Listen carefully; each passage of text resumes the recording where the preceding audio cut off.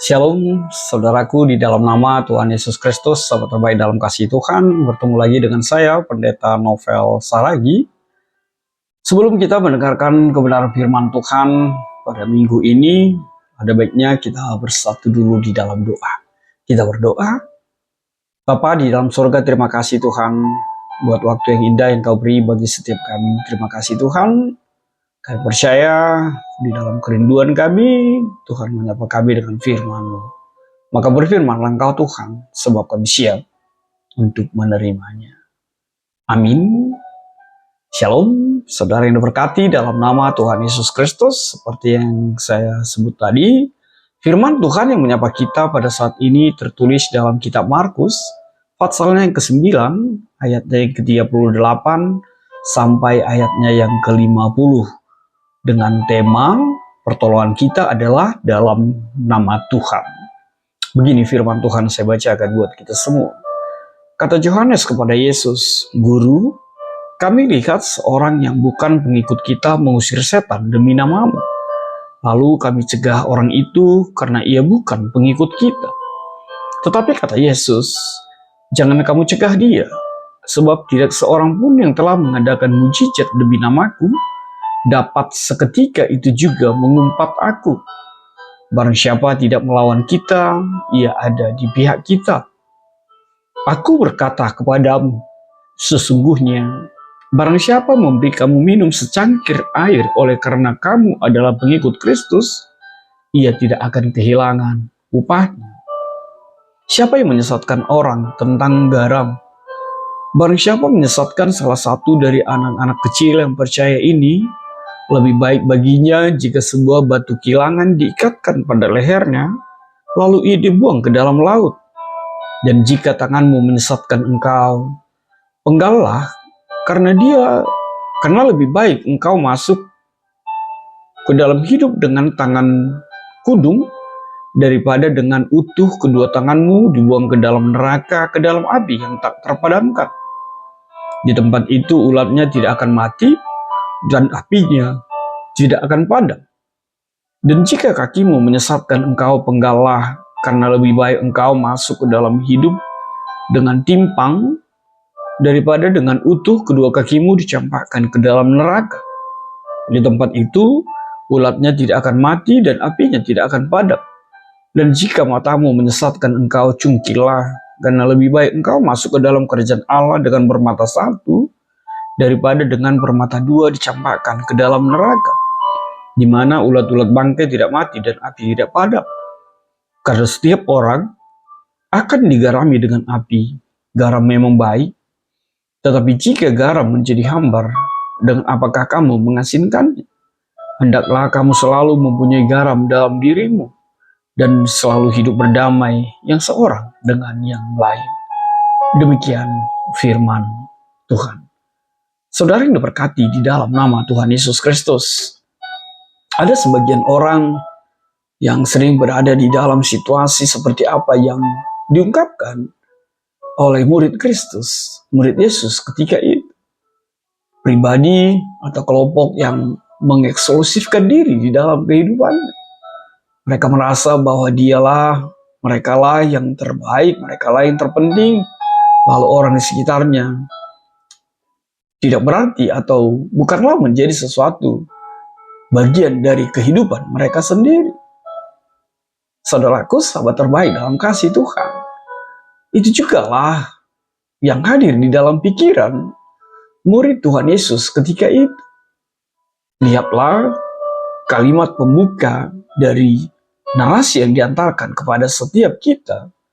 Yohanes sebagai murid mengatakan bahwa ada orang yang mengusir setan demi nama Tuhan Yesus. Lalu mereka marah. Lalu Yohanes marah. Karena apa? Alasannya dituliskan. Karena Yohanes, para murid, merasa bahwa mereka yang menyembuhkan itu bukan dari komunitas mereka, atau bukan apa yang disebut dengan yang pribadi yang tergolong murid Tuhan Yesus. Saudaraku, sahabat terbaik dalam kasih Tuhan, hal itu juga mungkin Anda yang hadir juga di tengah-tengah persekutuan kita. Mengeksklusifkan diri, merasa diri lebih, merasa diri segala-galanya. Lalu orang di luar kita, orang di kelompok kita, sepertinya tidak menjadi bagian, bahkan dari bagian anugerah keselamatan itu sendiri. Tapi lihatlah bagaimana Tuhan Yesus mengkoreksi pemahaman itu. Tuhan Yesus menegurnya dan mengatakan, siapapun yang melakukan mujizat dalam namanya tidak serta-merta menjadi pribadi yang melawannya, walaupun bukan berasal dari komunitas sendiri. Lebih jauh, saudaraku di dalam kasih Tuhan Yesus Kristus, apa yang mau ditegaskan dari nats kita pada saat ini? Hal yang pertama tidak lain adalah inklusivitas dalam pelayanan. Di sini Tuhan Yesus menekankan bahwa pelayanan dan pekerjaan Tuhan itu tidaklah terbatas kepada kelompok tertentu saja.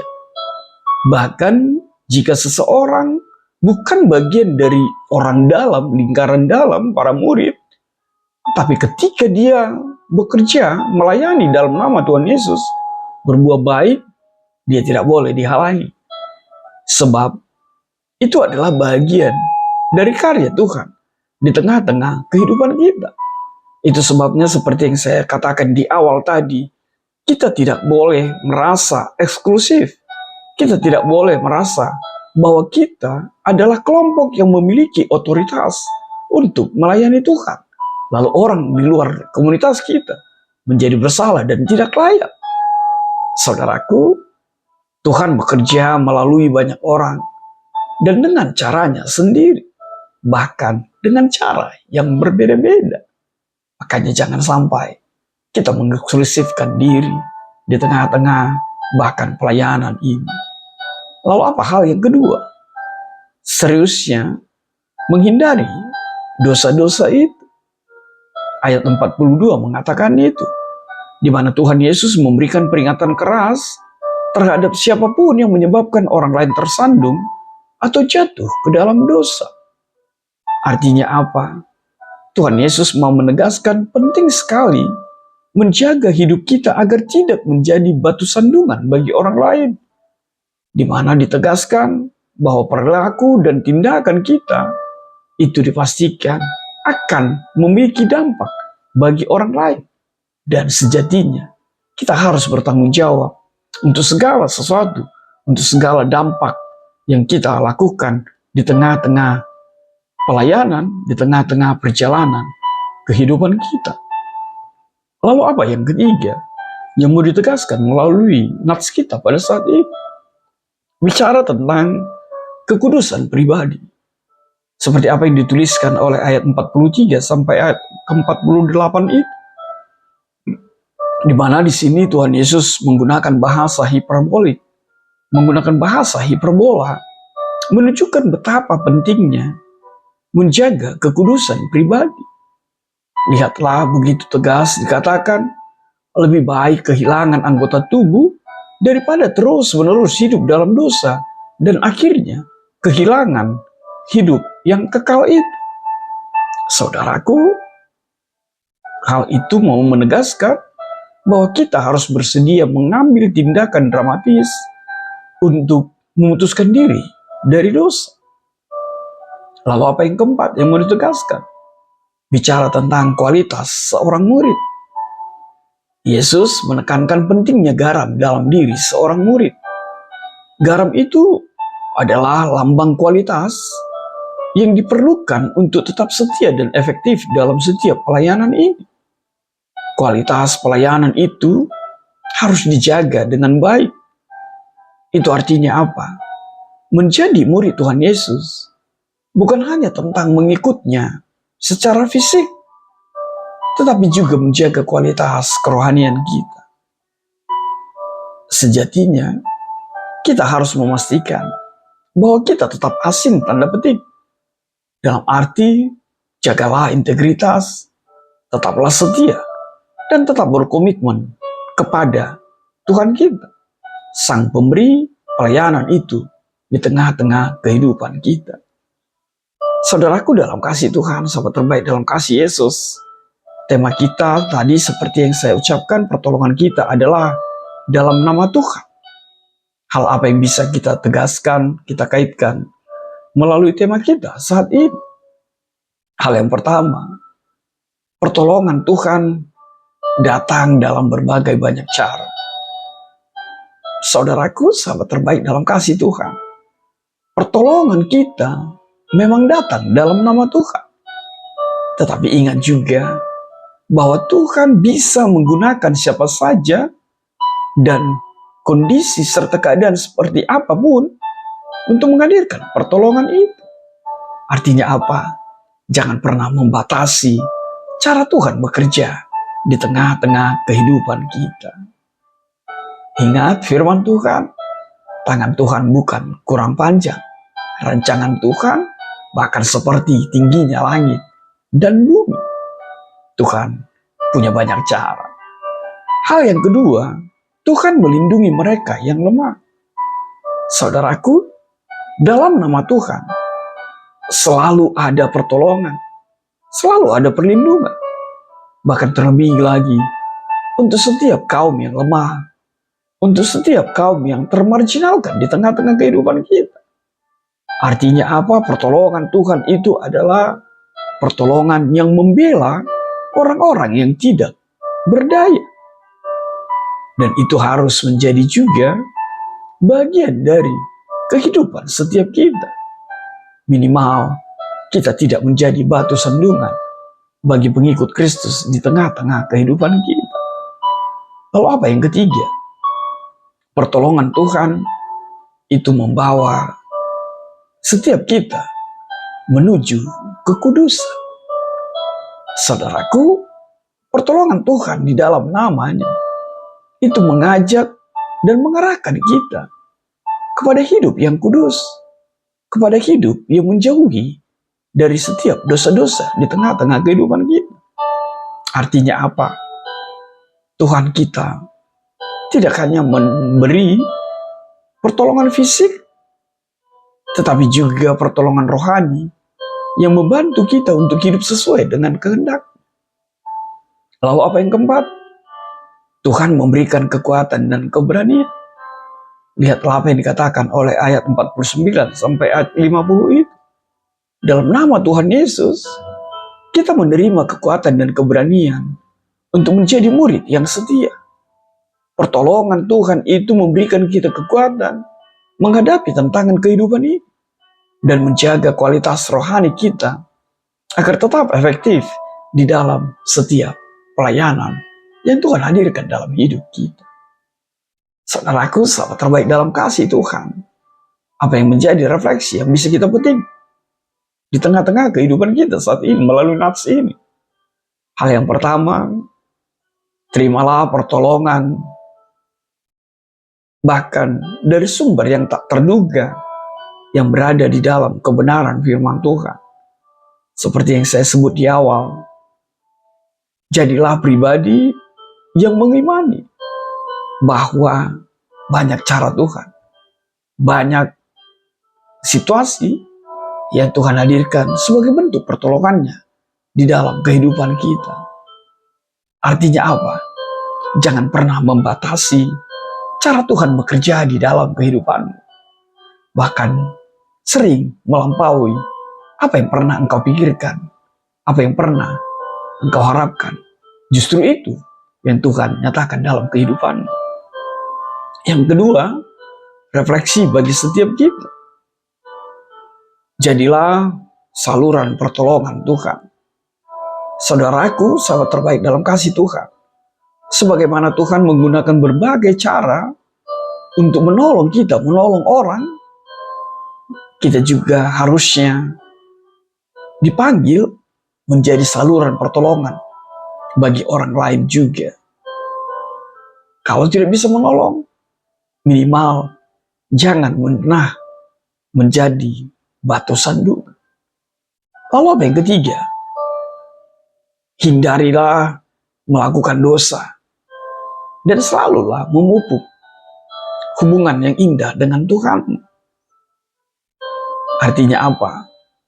Saudaraku, sahabat terbaik dalam kasih Tuhan, tetaplah berkomitmen hidup kudus, bahkan bersedialah melepaskan segala sesuatu yang membuatmu jauh dari Tuhan. Hal yang keempat apa? Andalkanlah Tuhan dalam segala hal. Saudaraku, di dunia yang penuh dengan ketidakpastian ini, mungkin kita merasa lemah dan tak berdaya, bahkan tidak punya kekuatan atau keberanian untuk menjalani hidup dengan kesetiaan.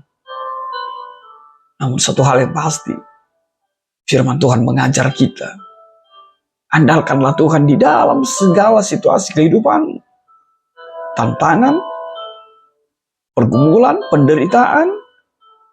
Andalkanlah Tuhan. Sebab apa? Pertolongannya akan nyata dan semakin nyata. Dan ingatlah apa yang dikatakan oleh Rasul Paulus itu. Justru di dalam kelemahanlah kuasa Tuhan semakin nyata. Bahkan lebih luar biasa. Di dalam Filipi 4 itu, Paulus mengatakan, segala perkara dapat kutanggung di dalam Dia. Apa yang kelima? Hargai dan pertahankanlah kualitas hidup yang kudus. Saudaraku, di sini disebutkan garam tidak lain adalah melambangkan kualitas yang membuat hidup kita berarti dan berguna di hadapan Tuhan. Artinya apa? Ini mengingatkan kita untuk tetaplah mempertahankan kualitas rohani kita. Kesetiaan, komitmen, dan menjaga kekudusan itu. Lalu apa yang terakhir? Menjaga komunitas iman dengan kasih. Saudaraku, dalam komunitas iman, penting untuk menjaga kesatuan itu. Penting untuk menjaga, untuk saling mendukung. Jangan biarkan perbedaan menjadi pemisah. Tapi pandanglah perbedaan itu sebagai kekayaan yang Tuhan pakai untuk menyatukan setiap kita. Kita semua bersatu, kita dipanggil untuk saling membantu, tidak saling menghancurkan, saling menegur, tapi teguran di dalam kasih, dan tetap berjalan di dalam persekutuan dengan iman yang satu di dalam Kristus Yesus. Amin. Tuhan memberkatimu. Kita bersatu dalam doa. Terima kasih Tuhan buat kebenaran firman-Mu. Biarlah firman-Mu menjadi kuat setiap kami. Dan kami tidak menjadi pribadi yang menginklusifkan diri kami. Kami menjadi pribadi yang juga melihat bahwa banyak cara Tuhan, bahwa banyak karya Tuhan untuk memberikan pertolongan bagi setiap kami. Terima kasih Tuhan Yesus. Ini kami, pakailah kami seturut dengan yang Kau mau. Amin.